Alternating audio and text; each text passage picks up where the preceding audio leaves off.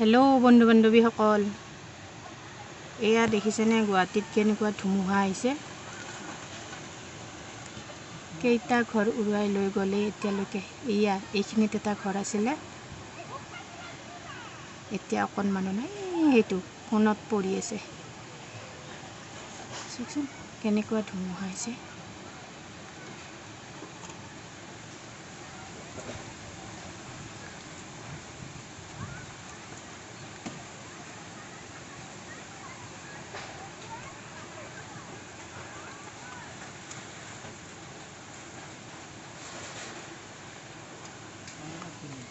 এইটো চাইডতে এটা ভাঙিছে, চাওকচোন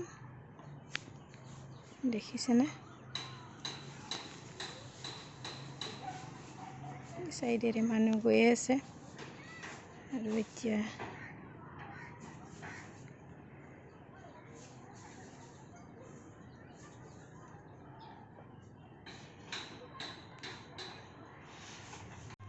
আগত ভাঙাটো এইটো ঠিক কৰি আছে। প্ৰথমতে এইটোৱে ভাঙিছিলে, দেখিছেনে। এইটো এতিয়া মানুহবোৰ আহি ঠিক কৰিব চেষ্টা কৰি আছে, কিন্তু ঠিক জানো হ'ব, গোটেইটোৱে উৰাই লৈ গ'ল। অকণমানো একো বচা নাই, খালী জেগাটো ৰৈ গৈছে। এয়া সঁচাকৈ ধুমুহা আহিলে বহুত ভয় লাগে, কিয়নো আমিও দৰজাৰ ঘৰতে আছোঁ। সেইটো কাৰণে বতাহ আহিলে বহুত ভয় লাগে। সঁচা কথা ক'বলৈ গ'লে, ৰাতি যেতিয়া বতাহ আহে ন, মইতো বতাহ শেষ হোৱালৈকে বহিয়ে থাকোঁ। বেলেগৰ ঘৰটো উৰুৱাই লৈ গৈছে, কিমান বেয়া লাগিছে। আৰু নিজৰ হ'লে আৰু কি হ'ব গতি।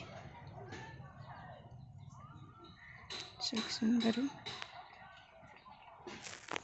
এনেও পাহাৰত বতাহটো বেছি হয়, মানে বেছিকৈ লাগে, কাৰণ আমাৰ ঘৰবিলাকো বহুত ওপৰতে হয়,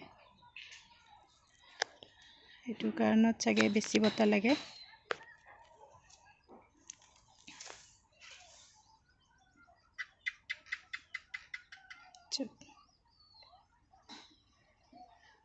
একেবাৰে ওপৰৰ ঘৰটো গৈছে, তাৰ তলৰ ঘৰবিলাক চব ঠিকে আছে।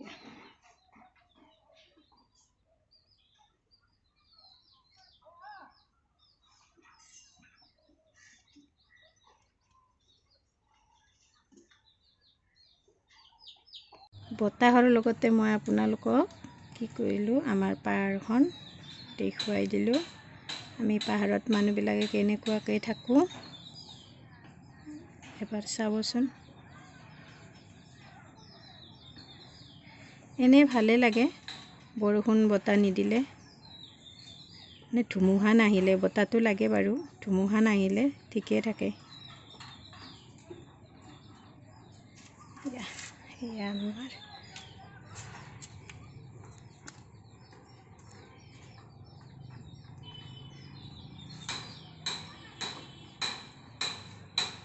ইয়াৰ আগতো ইয়াতে এবাৰ এই ঘৰটো যে দেখিছে ন, এই ঘৰটো সম্পূৰ্ণ জ্বলি শেষ হৈ গৈছিল।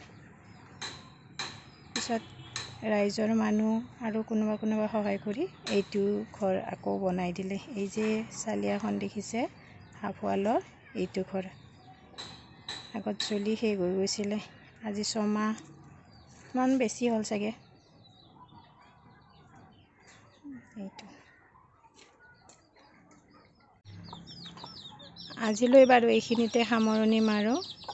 নেক্সট ভিডিঅ'ত কি দেখুৱাব পাৰোঁ নাজানো, ট্ৰাই কৰি আছোঁ। আগতে বনাই পোৱা নাই যিহেতু,